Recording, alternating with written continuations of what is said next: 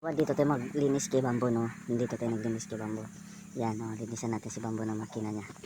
Kabawa, ginagamit ko sa pagpalinis ng alaga ko yan. Yan, ito yung ginagamit ko mga kabawa. Libre na yan.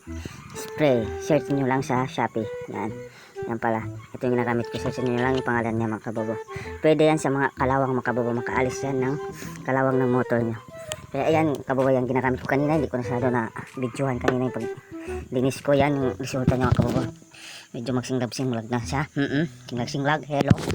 Yan, ito yung ginagamit ko nga brush kabawa. Sprayan natin muna sa yan. Wala. Singlab-singlag. Kalawang makina ng motor nyo mga kabawa, no? Yan, linisan nyo mga kabawa. Pwede ito sa mga kalawang-kalawang ng motor nyo o maalaga nyo. Pwede ito sa mga kalawang mga kabawa. Makaalis to ng kalawang ng mga motor o alaga nyo man.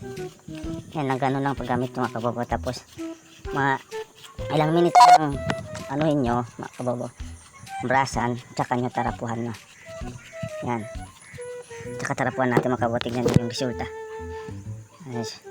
Singlab-singlab na sa mga kababaw. Yan, parang bako lang sa mga kababaw, diba? Yan, yan ang ginagamit siya mga kababaw. Yan.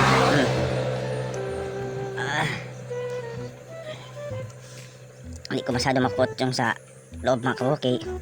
Masyado malalim. Linis, tapos nyo brasan, linisan nyo, tarapuhan deh.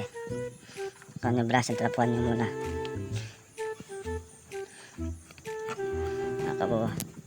Yan ang resulta, oh. Parang bago lang, no? Di pa? Ahay. Yan, nakabawa.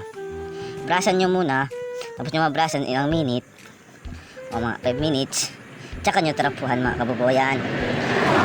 Oh, di ba? Parang bago lang. Ang bago lang makinang motor mga kababaw.